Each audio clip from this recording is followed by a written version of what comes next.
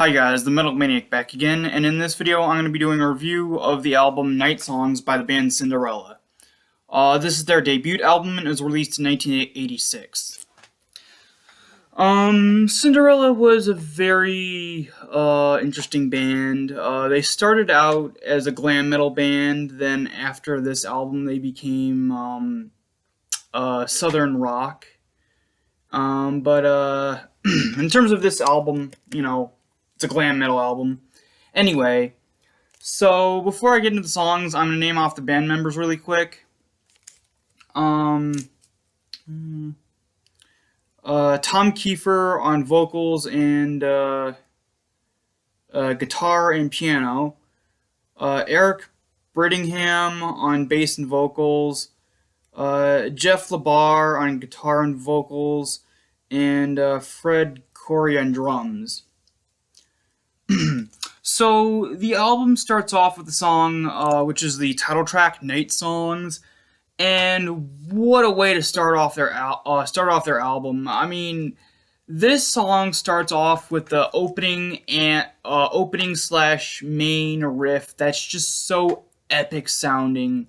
Like just the way the sound production is, especially on this song, and I mean, yeah, sure, the overall album. But this song in particular, with that riff, just the way, how it sounds, how it's tuned, and just the production of the song and everything, it just sounds so epic. But it's not like over the top or anything. But it's just this. It's very simplistic, but it's done very, very well, and just the way it sounds. And the overall song is just so cool sounding. Tom Kiefer's vocals are absolutely amazing. On most of these songs, this one and most of them, he has this really cool, very sort of like, sort of higher pitch, not yell, but really sort of like I don't know how to describe it very well, but he has sort of like the higher pitch or sort of glam metal yell, I guess, but not really yell. But he adds sort of like a gruffness to it that is very unique, and you don't see that a lot in glam metal in terms of the vocals and stuff. And they're not really full on glam metal vocals either. They're kind of like a weird sort of hodgepodge of different styles, just sort of melded together and just made these really cool, very unique sounding vocals. Yeah, and then the rest of the song is really cool. Like I said, the main opening slash main riff is so epic sounding. The guitar solo is absolutely amazing as well. Also very kind of epic sounding, and the choruses on pretty much almost all these songs are all really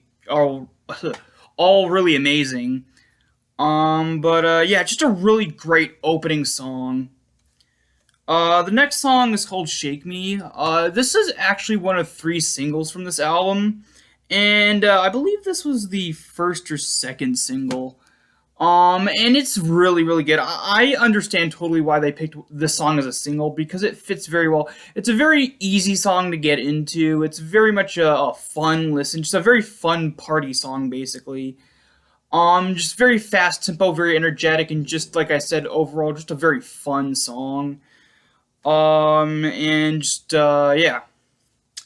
The next song is actually, I believe, the second single, and probably the song the band's most known for, and it was probably their, the thing that made them popular to begin with, and that's the, song "Nobody's Fool," which is a very, very beautiful, slowed down, a slow to mid-tempo power ballad, basically, and features Tom Kiefer's best vocal performance of his entire career. Just very emotional driven, it's just very pleasing to the ears. It's very, again, very emotional, very sort of heartfelt in the delivery, as well as the riffing as well. Now, it's very, and again, it's more of a ballad type thing, so it's nothing too spectacular or too out there, but it's just the simplicity. Again, simplicity works very well with a lot of these songs, and it's just very cool to hear. It's just done very, very well.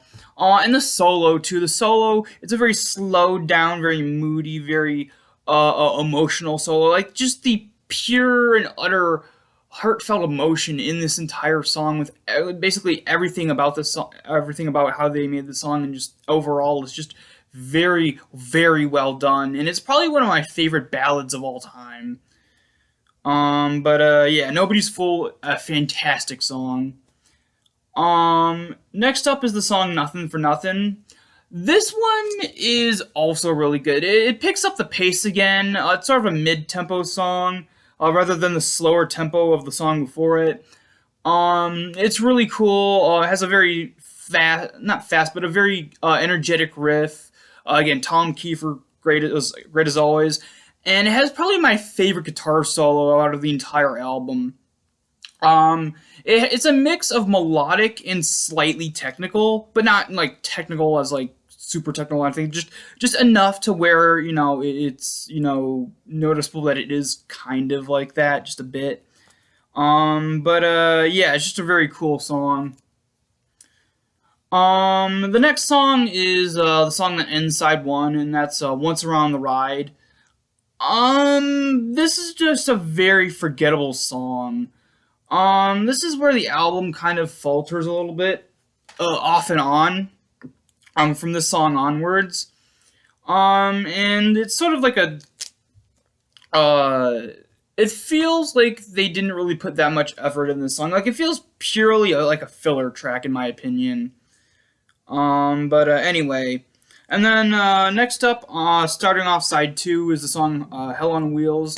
Another one that just kind of feels like a filler track. Like, it's just there to pad out the runtime. Thankfully, the next song makes up for that. It's called Somebody Save Me, which is, I wouldn't say as good as some of the songs before it, but it's still it's kind of like Shake Me, where it's just a very fun, energetic song.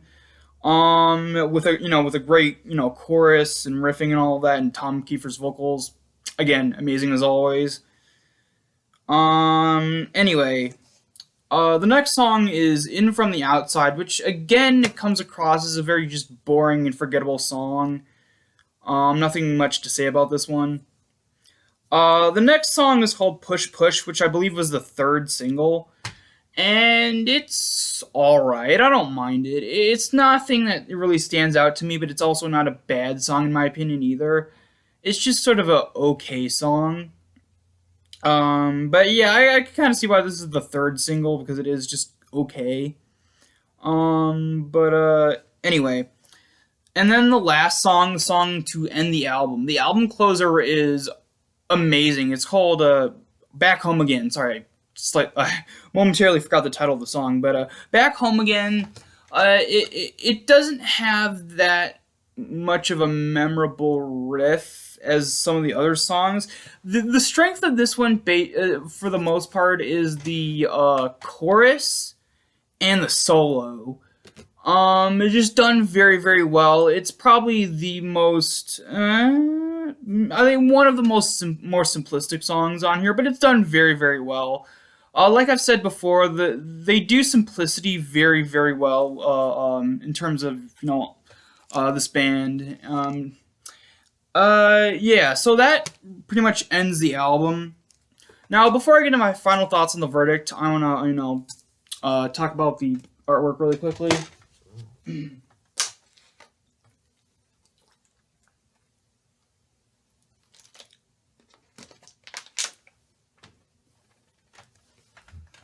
Alright, so the artwork is what kind of may confuse newcomers to this album.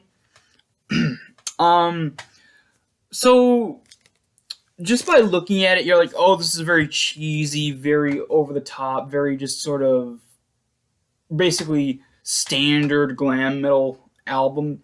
But the cover, even though it's great, it's kind of misleading.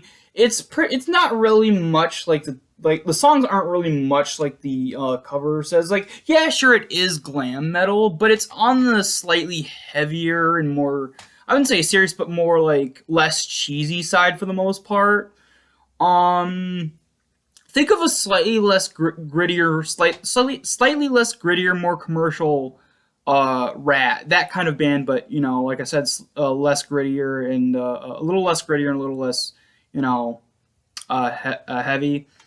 But yeah, I mean the cover, even though yeah, like I said, is kind of misleading in a way, but it's still very cool. Of course, the standard mid to late '80s glam metal look with the big, hairspray infused hair and the the spandex pants and just the overall sort of stripes and stuff on the outfits. Maybe cheesy, but it's also pretty cool looking.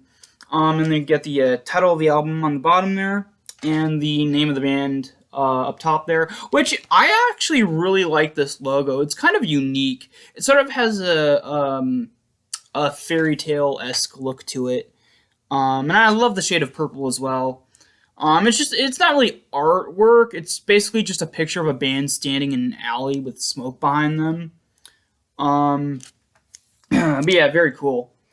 The back is more simplistic. Just a very purpley haze with the uh, band members, and then the names of the songs and the credits. Oh, something before I forgot to mention. I think it was on the song. Which one was it? Nothing for Nothing. Nothing for Nothing. Believe it or not, John Bon Jovi actually does backing vocals on that song. But yeah, just an interesting tidbit. Anyway, so my thoughts overall. It's really their only album I like. They pretty much sort of abandoned the glam metal sort of stylings after this album. And yes, while they did start off as glam metal, and on this album they were glam metal, around 87-ish is kind of when they changed from glam metal to uh God, now I'm forgetting the name of the style. Not country rock. What is it? Southern rock. Basically southern blues rock kind of thing. And that's not really a style of music I like all that much. It's just not my thing. But yeah, so this is really the only album of theirs that I like.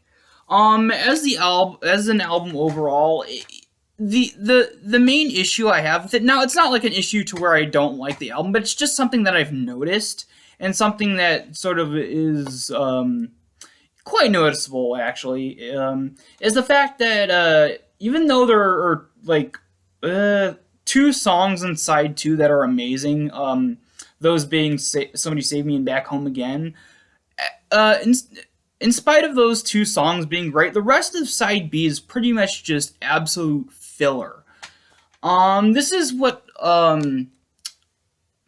the term "one side to rule them all" syndrome basically is, which was, I believe, coined by another YouTuber, the Rageaholic from Razorfist from the Rageaholic YouTube channel. Basically, came up with that term to describe albums that have a strong first side but really weak second side. But yeah, it's basically that, and it is very noticeable, and it doesn't hurt my enjoyment of the album overall, but it is something that's just again noticeable. Now, as for the vocals, like I said, the vocals are very cool. They're very unique for glam metal. They're not the more, like, they can be at times. Like, Tom Kiefer's vocals can be the more softer, more melodic kind of sounding vocals, especially on a song like Nobody's Fool, and a little bit on Shake Me and other songs. But he does add, for the most part, like most of the songs, he does add a slight gruffness to his vocals as well. Not super gruff, but ever so slightly, to the point where they do kind of have a little bit of kick to them, you know. But yeah, Tom Kiefer, very underrated vocalist as well. The rest of the band also does extremely well.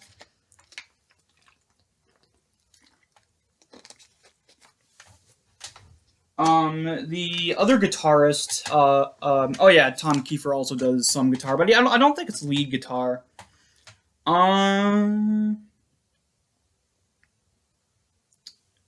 No, it doesn't say on here who does lead guitar, so I'm just gonna assume that probably Tom Kiefer does lead guitar. Because it says guitar and vocals and piano as well. And then there's another guitarist down here, but I'm just gonna assume. Comment in put a comment in the comment section if it's not the case, if he isn't the lead guitarist and the other guitarist is. But anyway, but yeah, his guitar playing is also really good, as well as what's the other guy's name? Jeff LaBar. Actually, 3 people do vocals or technically 4.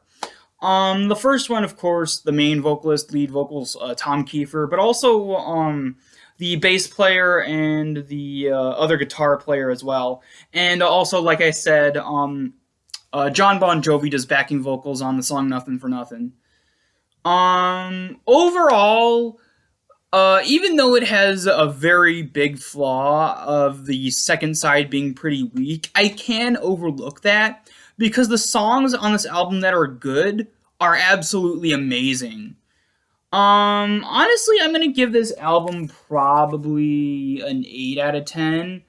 Now I normally wouldn't do that for albums with a very weak second half, but like I said, yeah, there's 2 songs on that half that I do like. But like I said, those songs that are good are absolutely amazing. Some of the best glam metal songs I've ever heard. But yeah, it's an 8 out of 10. Alright, so that's it for this video. I hope you guys enjoyed, and I will see you all next time.